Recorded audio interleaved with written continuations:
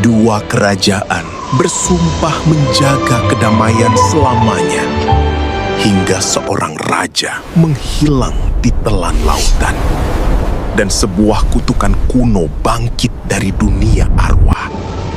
Ketika cinta diuji oleh pengkhianatan, roh bayangan, dan monster yang turun dari langit, dua pangeran harus memilih, menyerahkan kerajaan kepada kegelapan atau mempertaruhkan nyawa demi menyelamatkan orang yang mereka cintai. Namun rahasia terbesar belum pernah terungkap, karena di balik semua kehancuran itu masih ada satu suara yang terus memanggil dari pulau terlarang di tengah lautan. Suara Raja Buan yang seharusnya telah mati. Pada zaman ketika laut masih dipercaya menyimpan bisikan para dewa, berdirilah dua kerajaan agung di tepian samudra. Kerajaan Buan yang diselimuti hutan hijau dan kabut pagi, serta kerajaan Melinsung yang megah dengan menara-menara batu menghadap cakrawala. Kedua kerajaan itu dipersatukan oleh persahabatan dua raja, Raja Buan dan Raja Masuri, yang bersumpah menjaga kedamaian hingga akhir usia. Raja Buan memiliki dua putri yang kecantikannya termasyur hingga ke negeri-negeri seberang. Putri Mayang, lembut bagai cahaya bulan di atas danau, dan putri bungsu, ceria seperti embun pertama yang jatuh di dedaunan.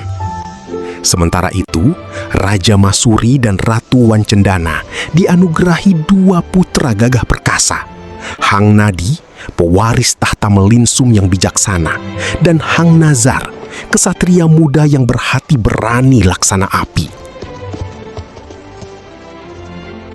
Sejak kecil, takdir mereka telah ditenun oleh benang para bintang.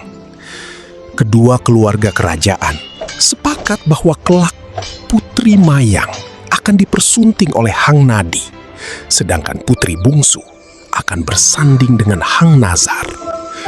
Dengan begitu, persatuan dua kerajaan akan abadi. Namun, sebelum janji itu terlaksana, sesuatu yang ganjil tumbuh di hati Raja Buan. Pada suatu malam tanpa bulan, sang raja memandangi lautan hitam dari balkon istananya. Ia mendengar suara samar memanggil namanya dari kejauhan. Suara yang membawa kenangan purba dan janji akan kekuatan yang telah lama hilang. Maka, tanpa menjelaskan apapun selain pesan terakhir kepada putri-putrinya, Raja Buan berlayar menuju sebuah pulau tak berpenghuni, yang bahkan namanya tak pernah tercatat dalam peta manusia.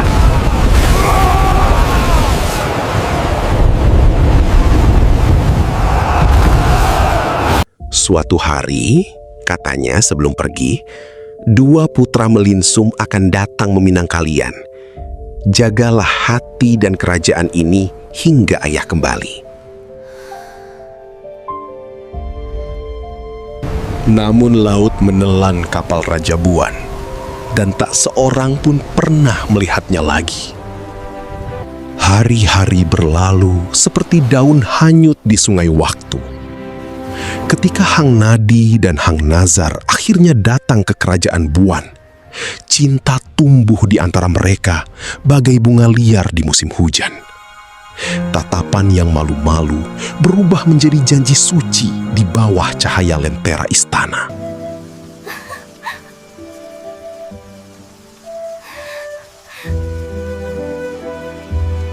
Setelah pertunangan diumumkan, kedua pangeran kembali ke Melinsung untuk mempersiapkan pernikahan besar yang akan menyatukan dua kerajaan.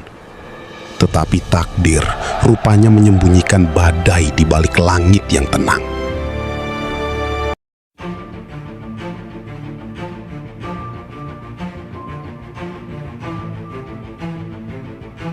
Pada malam ketika bulan berubah merah darah, seekor garuda hitam raksasa turun dari langit. Sayapnya menutup cahaya bintang. cakarnya merobek menara-menara istana, dan suaranya mengguncang bumi seperti petir kematian. Bersama makhluk itu, datang kabut hitam yang dipenuhi roh-roh lapar. Kerajaan Buan jatuh dalam satu malam. Jerit rakyat menggema hingga ke hutan terlarang. Di tengah kekacauan itu, kedua putri melarikan diri menuju ruang gong suci, tempat peninggalan leluhur yang dipercaya menjadi gerbang antara dunia manusia dan dunia arwah. Namun, di balik gong emas raksasa itu, bersemayam roh kuno bernama Lembayung Duka, makhluk iri hati yang telah ribuan tahun dikurung dalam bayang-bayang. Ia iri kepada manusia yang mampu mencintai dan dicintai. Roh itu mengutuk kedua putri. Putri Mayang diseret ke alam bayangan, sementara putri bungsu terjebak dalam tidur panjang yang membuat jiwanya perlahan memudar. Ketika kabar kehancuran Buan tiba di Melinsung, Hang Nadi segera berangkat. Bersama pasukannya, ia menyeberangi badai demi memastikan keselamatan tunangannya. Setelah pertarungan dahsyat di langit malam, Hang Nadi berhasil membunuh Garuda Hitam dengan tombak pusaka peninggalan leluhur Melinsung.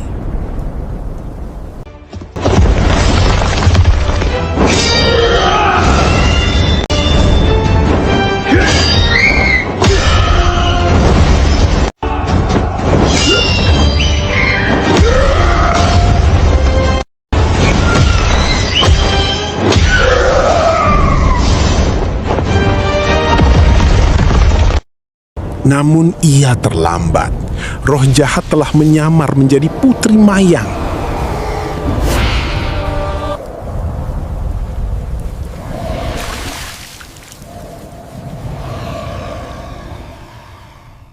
Makhluk itu mengikuti Hang Nadi kembali ke istana Melinsung.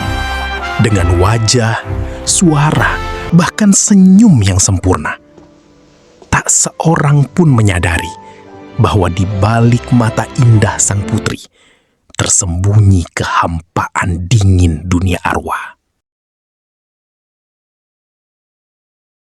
Hanya Hang Nasar yang merasakan keanehan. Dan ketika makhluk itu berbisik bahwa putri bungsu telah mati, hati Hang Nasar menolak percaya.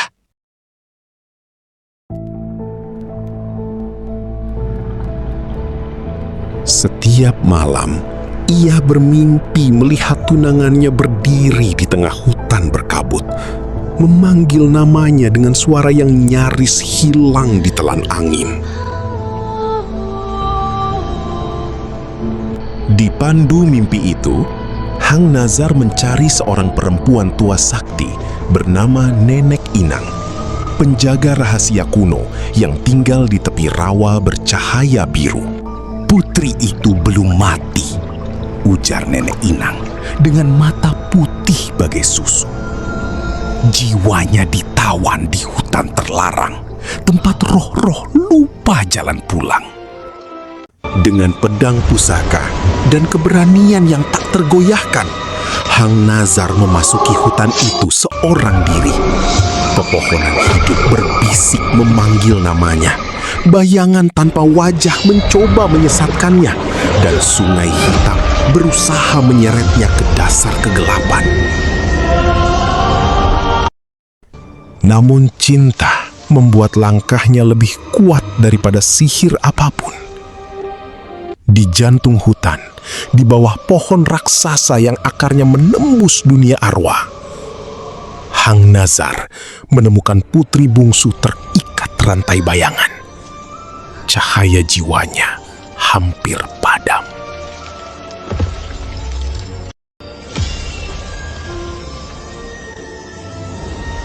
Pertempuran melawan Lembayung Duka pun terjadi. Roh itu menjelma ribuan wajah ketakutan dan kesedihan, mencoba menghancurkan harapan Hang Nazar. Tetapi sang pangeran mengangkat pedangnya dan menyebut nama tunangannya dengan sepenuh hati. cahaya keemasan muncul dari dada putri bungsu, memecahkan kutukan yang membelenggu mereka. Saat kembali ke Melinsung, Hang Nazar bersama Hang Nadi membungkak kedok sang roh di tengah aula kerajaan. Dalam ledakan cahaya dan jerit kemarahan, wujud asli Lembayung Duka tersingkap. Makhluk gelap dengan mata kosong dan tubuh seperti asap malam.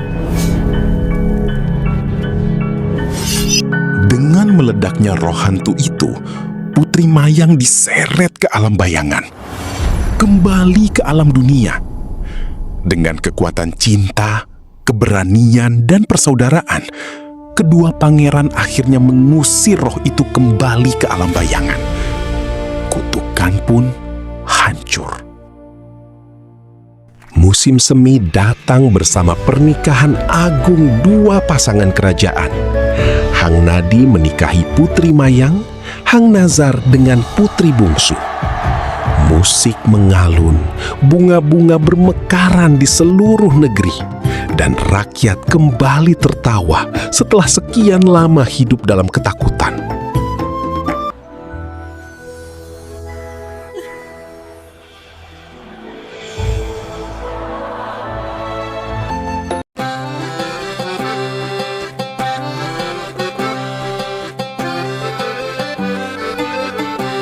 Namun, pada malam pesta terakhir, ketika semua orang terlelap dalam kebahagiaan, Putri Mayang melihat sesuatu di ufuk lautan.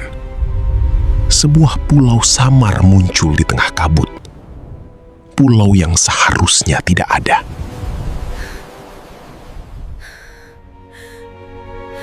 Dan dari kejauhan, terdengar suara Raja Buan memanggil nama mereka.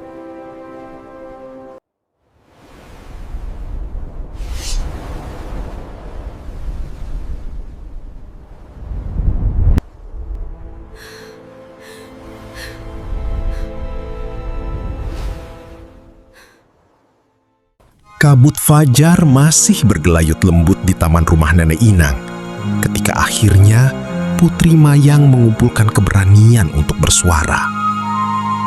Sejak mereka kembali, ia lebih banyak terdiam.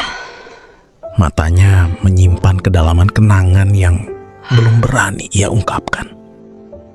Saat angin semilir mengusik kelopak bunga sepatu di sekeliling mereka, ia berdiri di samping Hang Nadi. Suaranya lembut, namun teguh.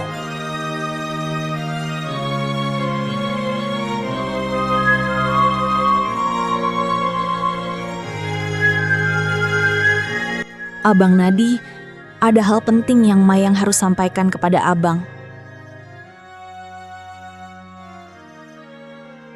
Ayah kami, Raja Buan, dia meninggalkan kami jauh sebelum kutukan itu menimpa kerajaan kami. Dia melakukan pelayaran. Sebuah pelayaran untuk menemukan sebuah pulau yang tak seorang pun percaya keberadaannya. Pulau yang terlupakan. Hang Nadi menggenggam tangan Putri Mayang, seolah ingin memberikan ketenangan. Tak jauh dari mereka, Putri Bungsu menunduk. Jemarinya yang mungil mencengkeram erat selempang anyaman dari ikat pinggangnya. Katanya, ia melihatnya dalam mimpi. Sebuah pulau yang tersembunyi dalam kabut, dengan nyanyian yang lebih tua dari waktu itu sendiri.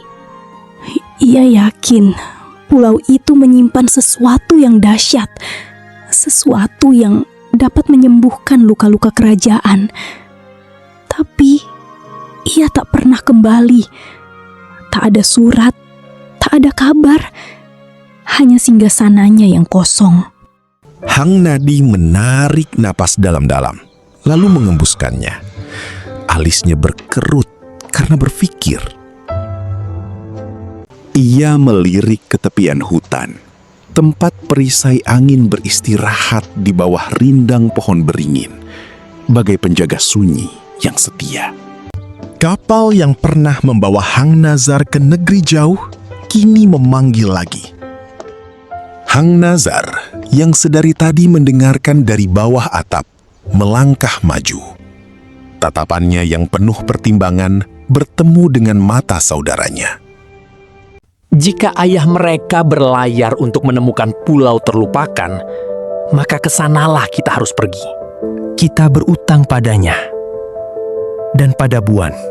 Kebenaran terletak di seberang lautan. Mayang, aku akan menemukan ayahmu dan membawanya kembali kepadamu. Itu janjiku. Malam itu juga, di bawah langit nila, mereka berempat berdiri di depan layar-layar besar perisai angin.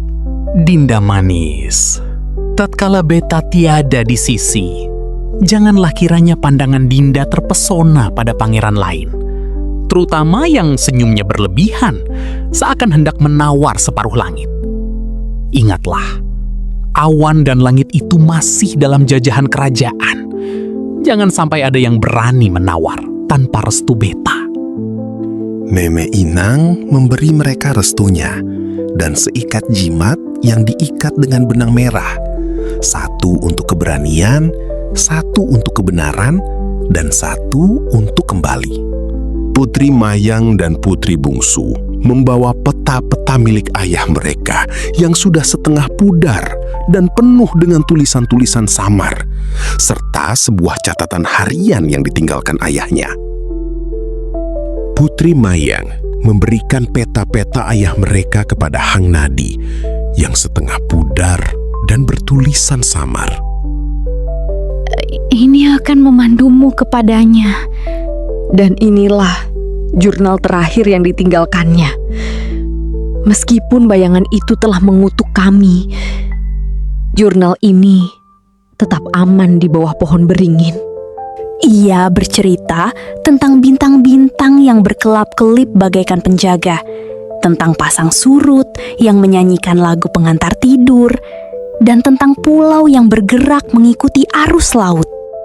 Sang pangeran mengucapkan selamat tinggal kepada sang putri dan berjanji untuk kembali bersama Raja Buan.